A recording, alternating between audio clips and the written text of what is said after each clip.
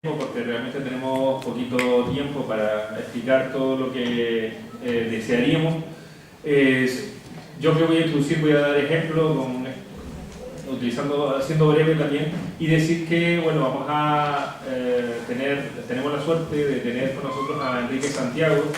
que es el abogado de Izquierda Unida en el caso Bárcenas, y que hoy va a dar una charla sobre el tema de la corrupción en general y en particular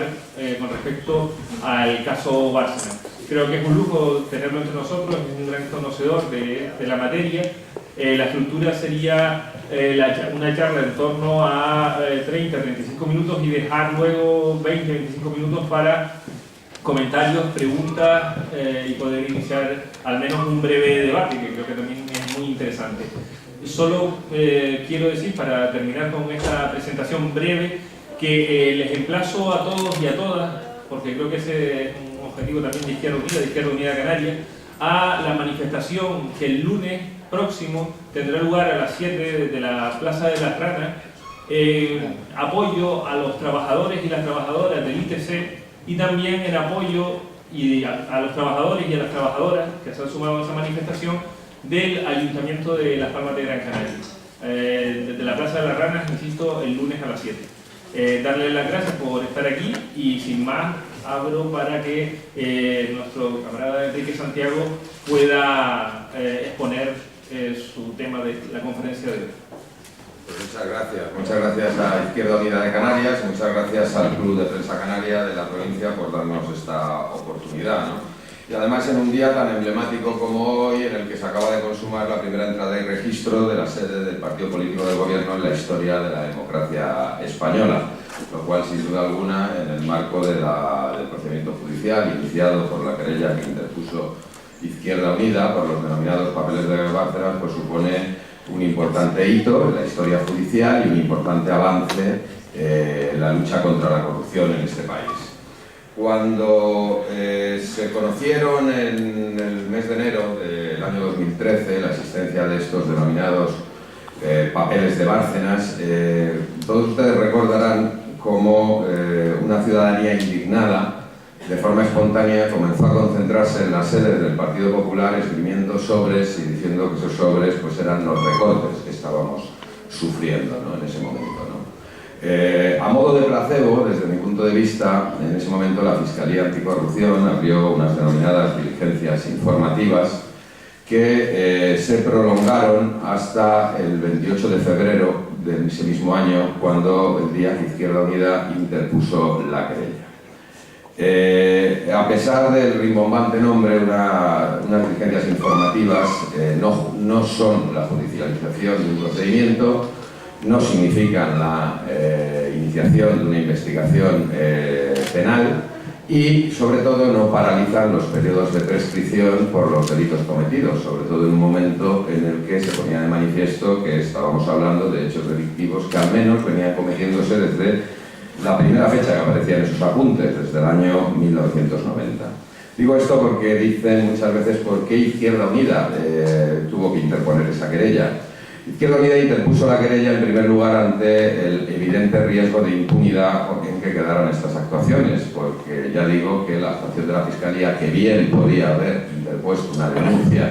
ante un juzgado, no fue esa, y esos delitos estaban quedando en absoluta situación de impunidad. Porque este fenómeno puesto de manifiesto con los papeles de Bárcenas, este fenómeno de corrupción generalizada, que ahora me extenderé, de cooptación de los gobiernos del Estado y de gobiernos de comunidades autónomas por parte de grandes grupos empresariales vinculados a la construcción y a la construcción de infraestructuras más concretamente, esta cultura o esta comisión de estos delitos ha tenido su origen o ha podido llevarse a cabo por esa cultura de impunidad que se arrastra en nuestro país, que es el germen de todos los delitos de corrupción. Una cultura de impunidad que, al igual que ha pasado en otros lugares del mundo, si no se ataja a tiempo, acaba debilitando la arquitectura institucional del Estado, el demérito de la democracia, acaba debilitando la democracia y acaba con el Estado social y con la propia democracia. Ejemplos ha habido muchos, o sea, ustedes recordarán los sucesos ocurridos en la República Argentina en los últimos años del siglo XX, donde el deterioro institucional derivado de una situación de impunidad por la comisión de crímenes de lesa humanidad durante la dictadura argentina y su falta de persecución llevó a tal deslegitimación del Estado que a continuación se generalizaron las llamadas privatizaciones, que realmente se convirtieron en saqueos de lo público, de forma que finalmente la sociedad ya no atendía a las normas de convivencia y los jueces se veían absolutamente imposibilitados para imponer esas normas de convivencia, llegando a derrumbarse la estructura del Estado, incluso a una situación en la que había un presidente de la República por semana que era derrocado por las propias movilizaciones populares. En nuestro país arrastramos una seria cultura de la impunidad que se pone de manifiesto con la comisión de los graves crímenes de lesa humanidad cometidos durante el franquismo, y una impunidad sobre la que se ha pretendido construir un proceso de tránsito hacia la democracia, lo cual al cabo de los años, como ocurrió en la República Argentina, pone de manifiesto que esto es imposible, que no hay forma de que la ciudadanía respete y acepte las normas de convivencia, es decir, las leyes, si no comprueba que de una forma efectiva se combaten los graves crímenes cometidos contra intereses generales. No hay que perder de vista que los hijos de los generales franquistas que cometieron estos graves crímenes de lesa humanidad, que han quedado en la absoluta impunidad, son los mismos que hoy día se sientan en los consejos de administración de los bancos y de las grandes empresas, y que se han educado y han crecido comprobando a diario cómo la impunidad es real respecto a las clases dirigentes y cómo no ocurre nada cuando se vulnera la ley de forma sistemática. Y no tiene otra explicación sino para comprobar cómo es posible que hayamos llegado a esta situación, porque hay un antecedente importante a la hora de hablar de los papeles de Bárcenas. El sistema de financiación irregular del Partido Popular no empieza en enero de 1990, que es cuando aparece el primer apunte contable en sus papeles. El primero de esos apuntes contables es una entrega de 8 millones de pesetas por el señor Rosendo Naseiro, que, como ustedes recordarán, era el anterior tesorero del Partido Popular, que puso en marcha una trama de financiación irregular de este partido en los años 80, fue detectada, que pretendió ser judicializada, y finalmente el señor Naseiro, que fue junto a otros dirigentes del Partido Popular llevado a los tribunales, no pudo ser condenado porque el Tribunal Supremo anuló todas las pruebas de cargo que existían contra esta persona. Con estos antecedentes no es de extrañar que el sistema de financiación irregular del Partido Popular puesto en marcha durante los años 80 se hubiera mantenido con toda tranquilidad y con absoluta continuidad posteriormente, según se refleja en estos denominados papeles de Bárcenas. Es lo que declaró el señor Bárcenas. A mí me entregó ese dinero el señor Naseiro, era el dinero que quedaba, y me dijo cómo funcionaba el sistema. Y yo lo que he venido haciendo, junto con los distintos tesoreros que ha habido en el Partido Popular, ha sido ni más ni menos que mantener ese sistema. Y esa cultura de impunidad ha sido tal que, a título de ejemplo, la inacción de la Fiscalía Anticorrupción entre el 10 de enero o 15 de enero, que se conoció la existencia de los papeles de Bárcenas, y el 28 de febrero de este año, 2013, cuando Izquierda Unida interpuso la querella, supuso la posible prescripción de delitos derivados de pagos que aparecen en esos papeles por 330.000 euros. Es un caso concreto. Y únicamente la interposición de la querella por parte de Izquierda Unida es lo que ha permitido que probablemente, y luego volveré sobre ello, se paralicen los periodos de prescripción. ¿Cuál es el objeto de este procedimiento? Contrariamente a lo que se puede creer, el objeto de este procedimiento no es ni mucho menos dilucidar las responsabilidades penales por los sobresueldos que hayan podido cobrar determinados dirigentes del Partido Popular. Francamente, eso es lo de menos. Lo que estos papeles traslucen es de una gravedad mucho mayor. Nosotros interpusimos la querella en un primer momento por 12 delitos y posteriormente hemos pretendido incorporar un 13º delito. Delitos de asociación ilícita, alteración de precios en concursos y subastas públicas, receptación y blanqueo de capitales, cohecho, prevaricación, tráfico de influencias, delitos contra la hacienda pública, fraude y exacciones ilegales, encubrimiento, falsedad en fondos electorales y apropiación indebida de fondos electorales. Y posteriormente hemos intentado incrementarlo con un delito de falsedad contable que a fecha de hoy todavía no ha sido admitido. Se nos pregunta, ¿dónde pretenden ustedes llevar este procedimiento? Nosotros pretendemos llevar este procedimiento a un juicio, una fase plenaria, oral, de la causa penal, que permita sentar en el banquillo a los responsables de estos delitos y obtener serias condenas. ¿Será esto suficiente? Si es que conseguimos llegar hasta este momento, pues probablemente no será suficiente a la vista de la gravedad de los delitos. Y aquí les quiero hacer una primera reflexión sumamente importante: es qué tipo de leyes tenemos en este país y hasta qué punto son eficaces para atajar estos lamentables fenómenos. Nuestro Código Penal, igual que la inmensa mayoría de las leyes, pues son leyes hechas por personas que defienden determinados intereses. Y desde mi punto de vista, en el caso concreto del Código Penal, se ha elaborado y se ha aprobado defendiendo claros intereses de las clases dominantes, que son las que vienen ostentando sin solución de continuidad el poder político en este país desde hace tantísimos años. Y pongo un ejemplo. Por todos estos delitos que les he leído, que no pretendía aburrirles, sino para que ustedes tuvieran una dimensión, la condena más grave que se puede imponer en su grado máximo son 6 años de cárcel, en el caso del delito de cohecho. Si cualquiera de los que está aquí se le ocurre irse al supermercado de enfrente, atracar la caja registradora con fuerza y provocarle lesiones a la cajera, probablemente les caiga una condena igual o superior. Y es evidente que el impacto social que un delito u otro tiene, ni mucho menos es comparable. Nuestro Código Penal castiga de una forma mucho más contundente delitos que solamente pueden ser cometidos por personas en situación de exclusión social, es decir, en los estratos más bajos de la escala social, mientras que contempla de una forma benévola y unas persecuciones poco eficaces delitos que, sin embargo, solo pueden ser cometidos por personas que se encuentran en una posición predominante en la escala social. Es decir, yo, o estos señores, o ustedes, por mucho que quieran, pues no pueden cometer un delito de cohecho que impacte en 10.000 millones de euros, salvo que estén en una determinada situación social y administrativa o política, evidentemente, ¿no? Y ese es uno de los principales problemas que nos encontramos en este procedimiento. ¿El otro cuál es? Pues que, lógicamente, el Partido Popular va a intentar, como está manteniendo, llevar a la práctica la única estrategia viable de defensa que tiene, que es intentar que no se llegue a juicio. Es decir, intentar repetir el escenario que ya se vivió en los años 80, con el enjuiciamiento del señor Maseiro, y que tan buen resultado les dio en ese momento. Y para eso hay dos estrategias. La primera, conseguir que se declare la prescripción de los delitos y por lo tanto hay un sobreseimiento de la causa y un archivo. Y la segunda, conseguir repetir el escenario de una nulidad en las actuaciones que invalide las pruebas de cargo hasta ahora conseguidas, ¿no? Porque estos papeles o este sistema que ponen de manifiesto que nosotros estamos juzgando, los papeles de Bárcenas, no son más que una matriz que se repite en cada una de las comunidades autónomas del Estado bajo el nombre de la causa Gürtel. Nosotros estamos investigando exclusivamente la matriz de financiación irregular de los servicios centrales del Partido Popular. Y la causa Gürtel abarca el sistema de financiación irregular en el resto de comunidades autónomas. ¿Cómo ha sido posible llegar a esta situación? Bueno, pues sin duda alguna estamos quizás ante una de las explicaciones más evidentes de por qué nuestro país se encuentra en esta grave situación de crisis económica.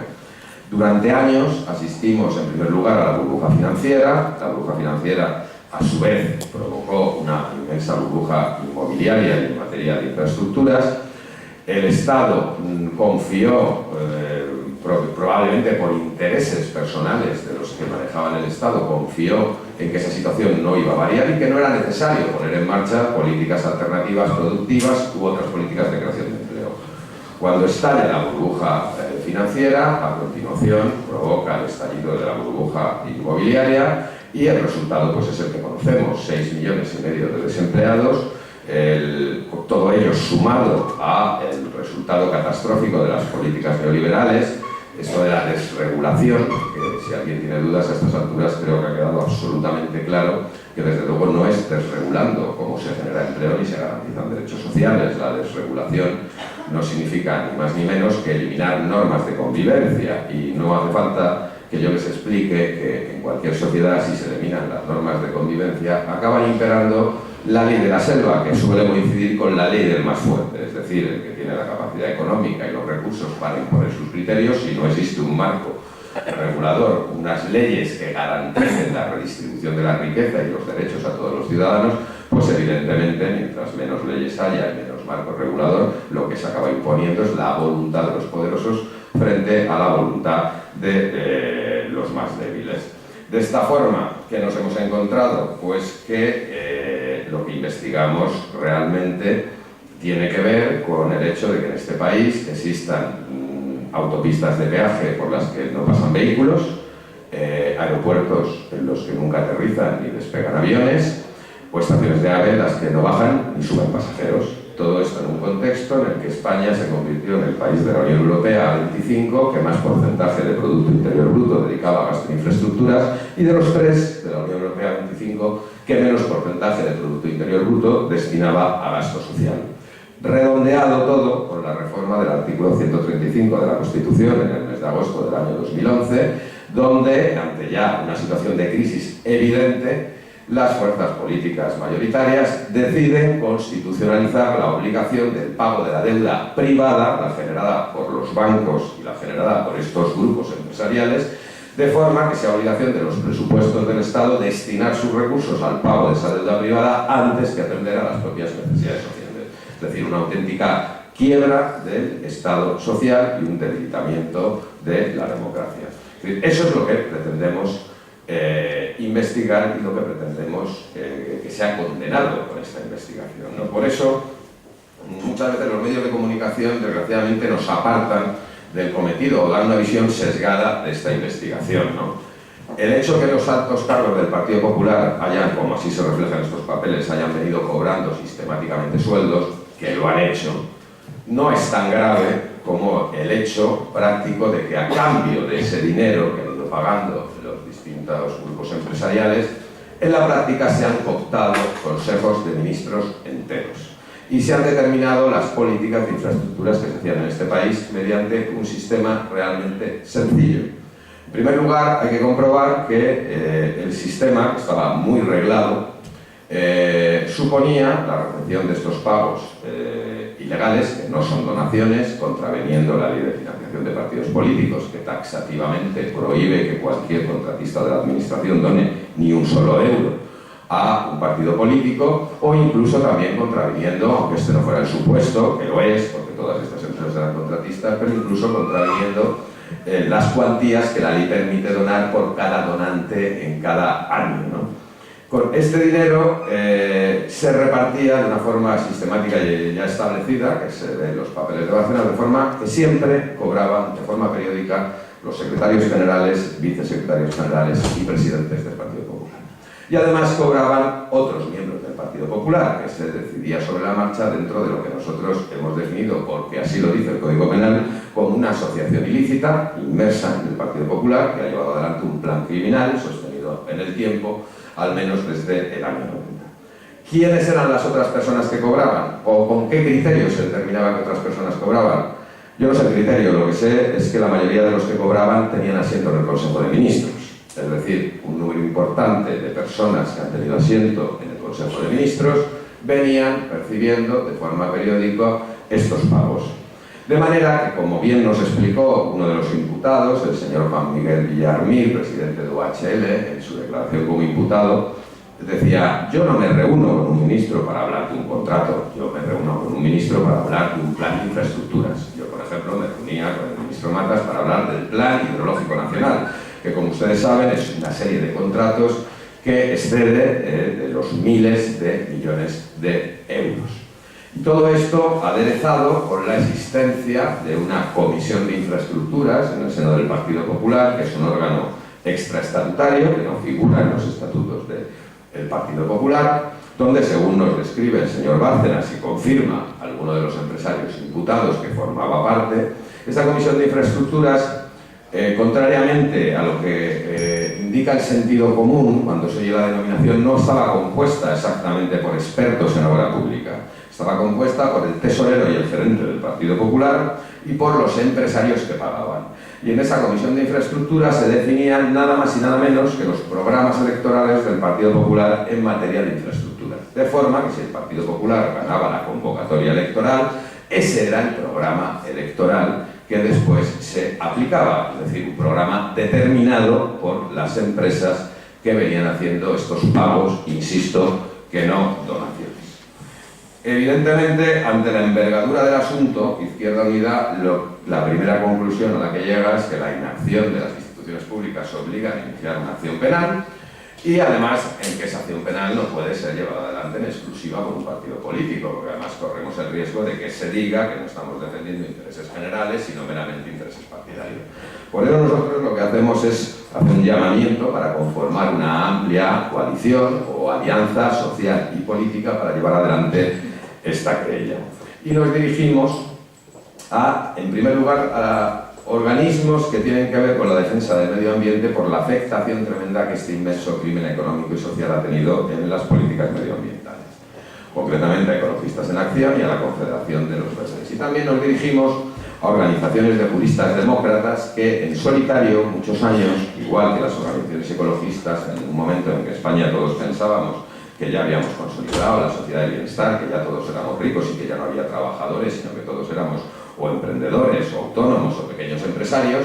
pues en esos momentos hubo organizaciones que defendieron el interés público y pleitearon con escaso éxito para intentar paralizar estos planes de infraestructuras, por ejemplo la Asociación Libre de Abogados o la Asociación Justicia y Sociedad. Con esa coalición interpusimos la querella y la primera conclusión a la que llegamos es que la mera presentación de esa querella comenzó a remover la institucionalidad del Poder Judicial y así asistimos a sorprendentes situaciones. Primera situación sorprendente. Previamente a interponer la querella, en la instrucción de la causa Gürtel, ante la petición de algunas de las acusaciones que la ejercían en esta causa Gürtel de que se incorporaran los papeles de Bárcenas, la Fiscalía Anticorrupción presenta un informe contundente diciendo que no hay ningún elemento de conexión entre la causa Gürtel y los papeles de Bárcenas, que por lo tanto no puede ser incorporados esos papeles a la causa Gürtel y ser investigados. Sin embargo,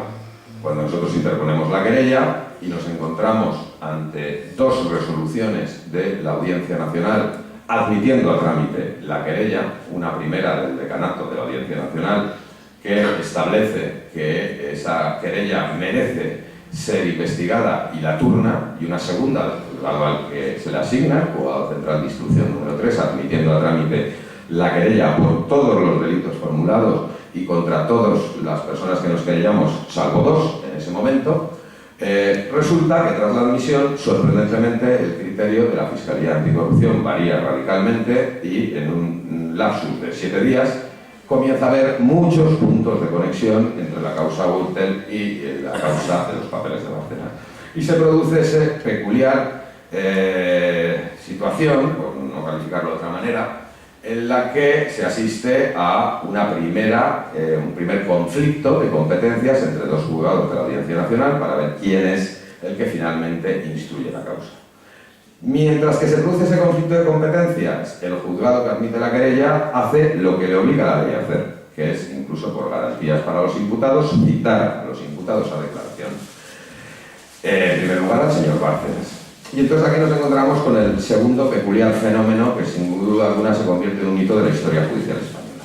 La Fiscalía Anticorrupción se inventa un recurso que no existe en la ley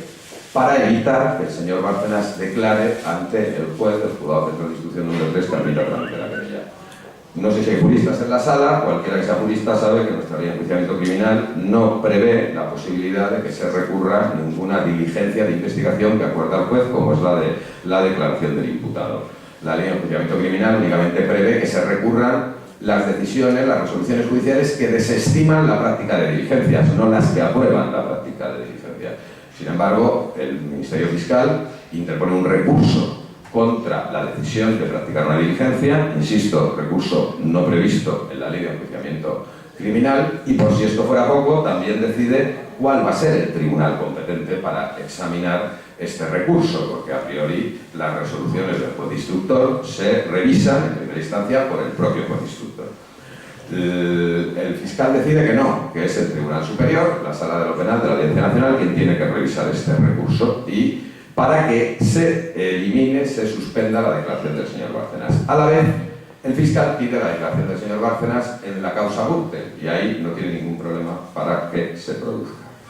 Y asistimos al siguiente hito procesal de consideración. La Sala de lo Penal de la Audiencia Nacional se reúne, admite a trámite un recurso no previsto en la ley y en un tiempo récord, tan récord que antes de presentarse el recurso, es decir, 4 minutos antes, ya se había asignado una sección de la Sala de lo Penal para que lo discutiera, en un interregno de 25 minutos, se admite a través del recurso, se conforma sala, la sala se reúne, dilucida, resuelve y redacta un auto, en el que, por supuesto, en el auto se deja sin efecto la declaración del señor Bárcenas. ¿Por qué se deja sin efecto la declaración del señor Bárcenas? Pues es muy sencillo. Recordarán ustedes que en ese momento el señor Bárcenas todavía negaba contundentemente que él hubiera hecho sus papeles y los atribuía a una técnica de tendero con poca formación, lo cual no era su caso, según decía.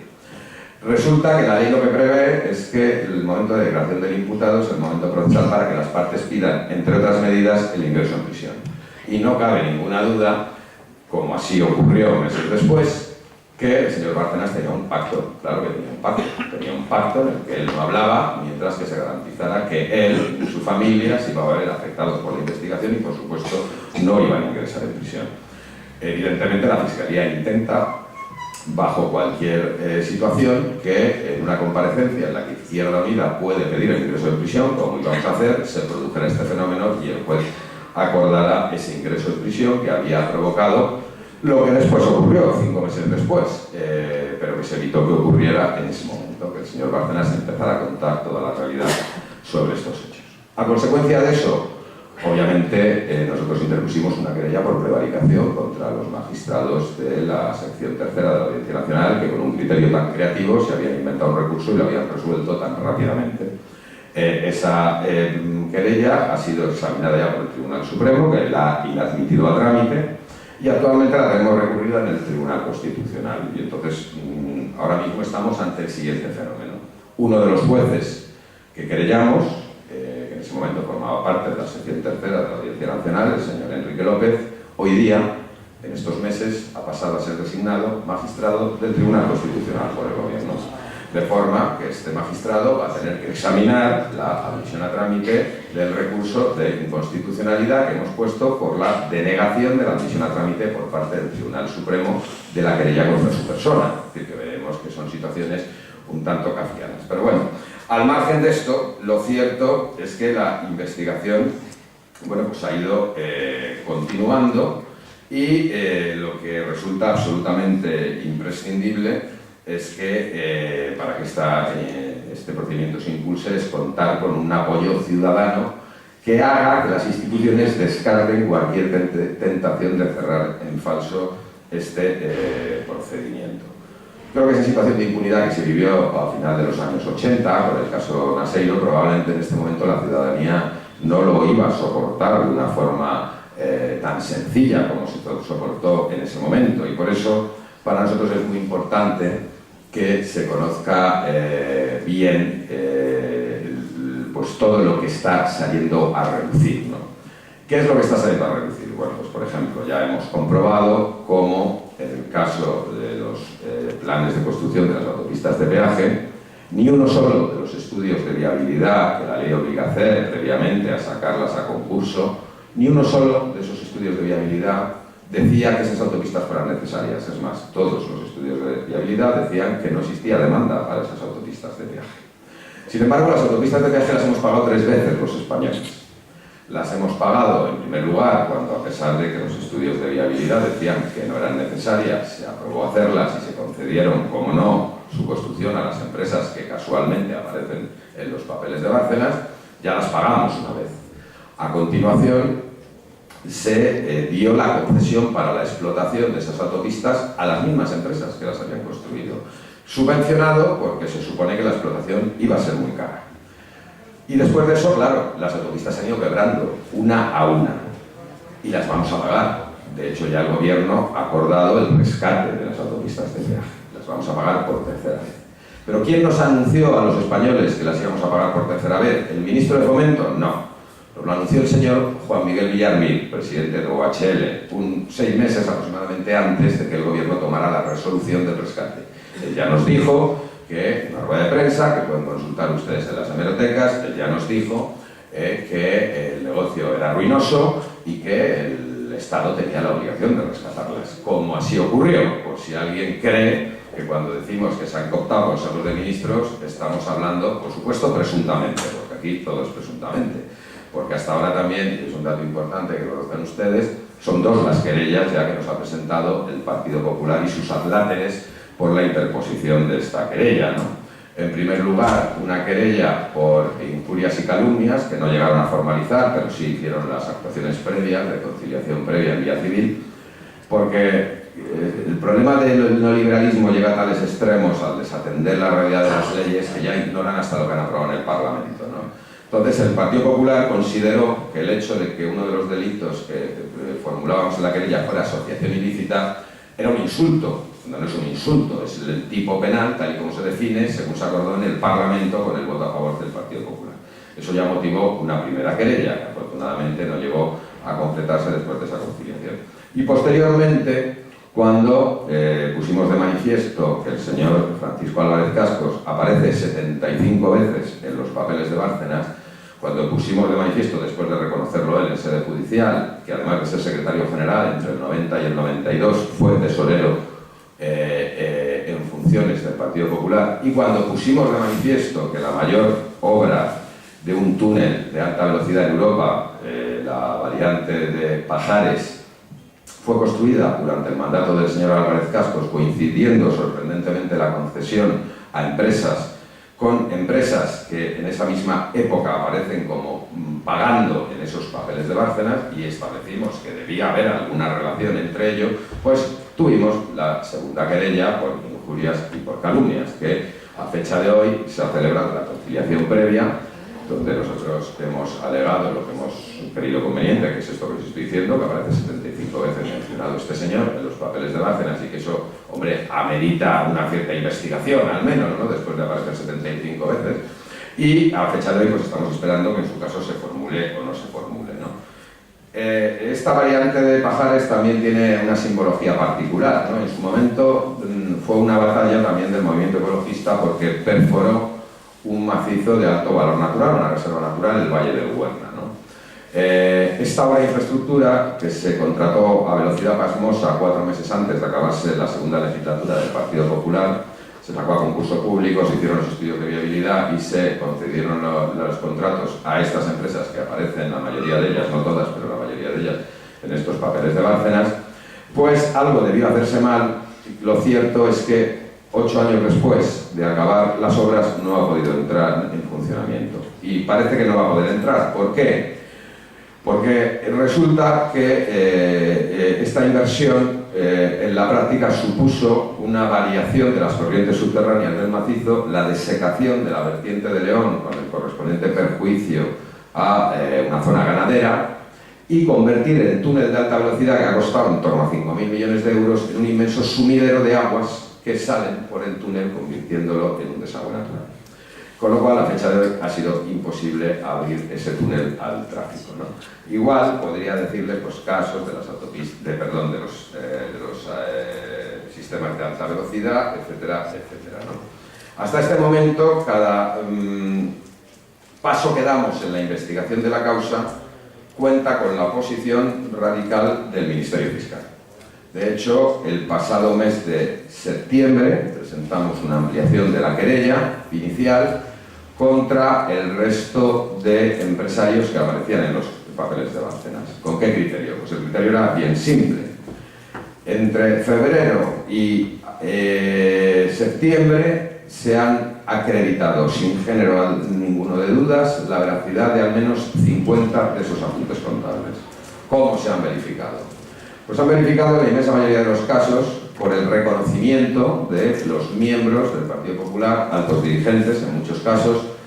que aparecen en esos papeles como receptores de esas cantidades. Es decir, el señor Jaime Ignacio del Burgo, que fue portavoz del Partido Popular durante 2 legislaturas en el Parlamento del Estado, el señor Santiago Abascal, que fue diputado creo que también 2 legislaturas, el señor Calixto Ayesa, que fue consejero de Sanidad del gobierno navarro, el señor Eugenio Nasarre, que fue secretario de Estado de Educación, diputado del Partido Popular y miembro de la dirección del Partido Popular, aparecían en esos papeles como receptores de cantidades, y todos ellos en sede judicial reconocieron efectivamente que ellos habían recibido esas cantidades en las fechas que ponía en los papeles y en las cantidades que ponía en los papeles. Siempre en efectivo, en paquetes hechos con papel de estraza, y desde luego jamás se les exigía ningún tipo de recibo. Es decir, no ha sido ningún contubernio masónico el que ha reconocido en el juzgado que esos pagos se habían hecho, sino han sido los propios miembros del Partido Popular.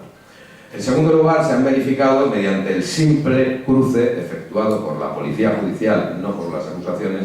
de la contabilidad oficial del Partido Popular y los apuntes que aparecen en los papeles de Bárcenas. Porque el Partido Popular, otro de los delitos que cometió, como formulamos en la querella, y así se ha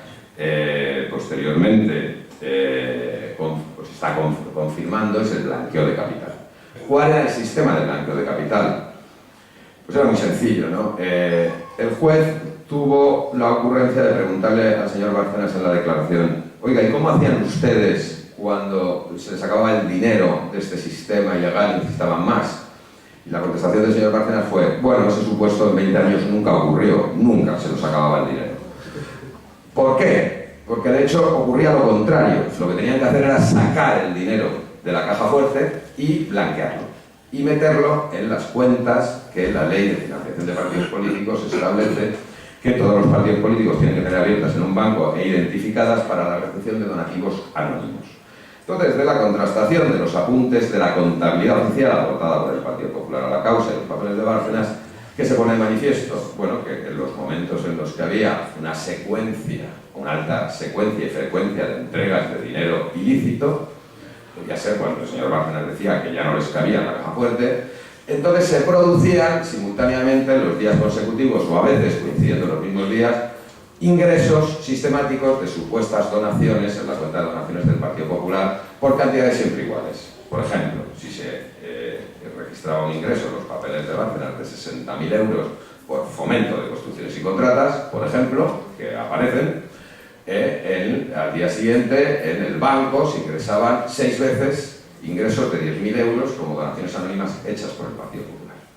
Cuando se le pregunta al personal del Partido Popular por qué no se identificaban los donativos, estos donativos supuestamente anónimos, el argumento que decían era que es que eran anónimos. El problema es que la ley lo que dice es que los donativos anónimos son anónimos frente a terceros, pero no frente al donatario,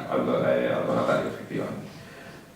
La ley de financiación de partidos políticos dice taxativamente que los partidos tienen que llevar un registro de DNIs y nombres de quienes hacen las donaciones anónimas. ¿Por qué? Pues por algo tan simple, porque si no es imposible verificar que se respetan los límites cuantitativos de donaciones anuales, de no exceder los 60.000 euros hasta el año 2007 o los 100.000 euros hasta el año 2010.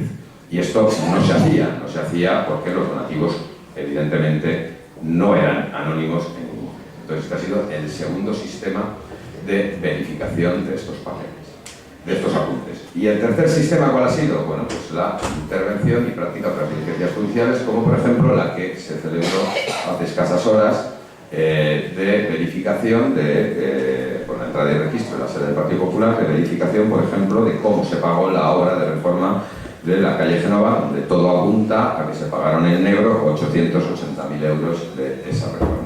Es decir, después de haber acreditado al menos 48 apuntes contables, estoy hablando en el mes de agosto de este año, interponemos la ampliación de querella y decimos, vamos a ver, si en febrero la justicia admitió a trámite una querella contra una serie de empresarios sin que se hubiera practicado ninguna diligencia de comprobación y se supiera la certeza aún de estos apuntes, 6 meses después, habiéndose verificado al menos 46 apuntes, es decir, 46 apuntes porque es los que se ha intentado verificar, pero por decirlo en porcentaje, habiéndose verificado el 100% de los apuntes que se han intentado verificar, parece evidente que la querella debe ampliarse respecto al resto de empresarios que aparecen. La sorprendente contestación por escrito del Ministerio Fiscal es que el Ministerio Fiscal no apreciaba ningún motivo para ampliar la querella, ninguno, y que todo eran meras especulaciones de las acusaciones. Afortunadamente el juez, con buen criterio, el pasado este mes, diciembre, en torno, creo que fue el día 5 de diciembre, admitió la ampliación de querella, no contra los 18 nuevos imputados que solicitábamos, sí contra 14 de estos, o 13 de estos nuevos imputados, de manera que a fecha de hoy ya son 26 los imputados en esta actuación, la inmensa mayoría empresarios, y 4 dirigentes del Partido Popular, el señor Bárcenas, el señor Lapuerta, el señor Pablo Crespo y el señor Gonzalo Páez, ¿no? Son muchos las voces que dicen que, bueno, que este procedimiento no tiene muchas perspectivas de avanzar. Nosotros, la verdad, vamos trabajando pensando en el día a día y en la estrategia de puesta de manifiesto de este inmenso crimen que tanto ha supuesto de pérdida para los presupuestos del Estado y para todos los ciudadanos. Pero, desde luego, si nos hubieran dicho hace 8 meses que hoy estaríamos donde estamos, con la entrada y registro en la sede del partido que gobierna, pues probablemente no lo habríamos creído. Nosotros creemos que estos procedimientos obviamente son procedimientos complicados, no siempre coincidimos con el criterio del juez instructor, cuando no coincidimos lo recurrimos, por supuesto, pero en todo caso, y haciendo esa salvedad, que no siempre coincidimos, tampoco es fácil llevar adelante una instrucción de esta envergadura con los escasos medios con los que se cuenta para hacerlo y con las inmensas presiones que se reciben, inmensas presiones que no son solo figuradas, que en lo concreto se verifican, por ejemplo, con el desmantelamiento progresivo de los equipos de la Intervención General del Estado que empezaron a investigar esta causa, que han sido sustituidos por otros que ahora presentan informes en los que en vez de entrar en consideraciones económicas se les ocurre valorar cuestiones jurisdiccionales, alegando el organismo que tiene que velar por el buen uso del dinero público, alegando que estos delitos están prescritos y que no merece la pena investigarlos, como el último informe que ha presentado la IGAE, o el desmantelamiento de los equipos de la agencia tributaria, donde paulatinamente se va sacando de medio los funcionarios que hacen bien su trabajo. Esto continúa ahora mismo con el intento de cambio de las cúpulas de la Policía Judicial, concretamente de la UDEF, de la Unión de Delincuencia Económica, de la Unidad de Delincuencia Económica y Financiera, que lleva adelante con muchísima profesionalidad esta investigación, y se va por el sistema del ascenso, dotando de otros destinos a los responsables de estos cuerpos y sacándolos de la investigación, ¿no? Y así se ha llegado a situaciones donde recientemente los nuevos cargos de la Policía Judicial han dificultado, por no decir prohibido, no lo diré porque no nos caiga la tercera querella, pero han dificultado que estos informes llegaran a la mesa del juez, hasta el extremo que el juez ha tenido que reiterar la petición de unos informes que estaban ya hechos, de que se le entregaran, bajo el riesgo de, si no, iniciar actuaciones penales por la responsabilidad que pudiera derivarse de eso. Bueno, realmente de esto hay muchísimo que hablar,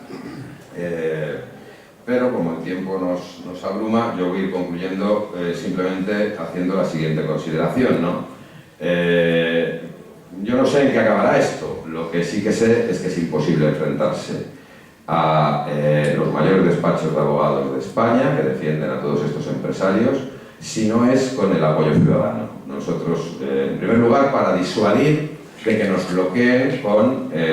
actuaciones como son estas querellas que nos ponen, que yo creo que la finalidad que tienen es hacer que les tiremos trabajo a defendernos en vez de impulsar el procedimiento, ¿no? Y para ello el mejor método es contar con el apoyo de la ciudadanía. Nosotros abrimos una página web cuando se admitió a trámite la querella, coincidiendo con la querella que al día siguiente nos presentó el Partido Popular, www.querellabárcenas.org, donde en primer lugar pedimos que los ciudadanos suscribieran la querella, no que nos mostraran su apoyo, sino que con su número de carnet de identidad suscribieran la querella, para decirle al Partido Popular que si se querellaba no iba a ser contra 5 organizaciones, iba a ser contra 5 organizaciones y contra todos esos ciudadanos. Y en una semana, 23.000 ciudadanos aportaron su nombre y su carnet de identidad. Probablemente esto disuadió al Partido Popular. Pero, más allá de eso, a través de esa página web hemos ido poniendo en marcha equipos de investigación de cada una de las empresas, donde pueden participar, obviamente, pues personas con cualificación de economistas o juristas, o tampoco hace falta, personas simplemente documentalistas dispuestos a ponerse a bucear en las inmensas montañas de contratos que hay que ir analizando para ir verificando hasta qué punto han llegado los delitos cometidos, ¿no? Y además es fundamental pues actos como estos, donde se explique qué es lo que se está investigando para no confundir a los ciudadanos, para que los ciudadanos sepan realmente cuál es la gravedad de estos hechos y sepan que lo de menos al final es los sobresueldos que han cobrado los dirigentes del Partido Popular, porque francamente, y con esto acabo, animándoles a que se vinculen a través de esta página web al apoyo a la querella, lo más doloroso de esta investigación es comprobar que estamos gobernados por unos señores que han vendido el bienestar de la ciudadanía y han hipotecado el futuro de este país por un dinero francamente escaso, muy poco dinero, a la vista del inmenso traspaso de recursos económicos de los presupuestos del Estado que han conseguido estas empresas. Es decir, la soberanía popular y los derechos de los ciudadanos, los dirigentes del Partido Popular, parece que presuntamente la han hipotecado a cambio de 3.000 euros al trimestre. Nada más, muchas gracias.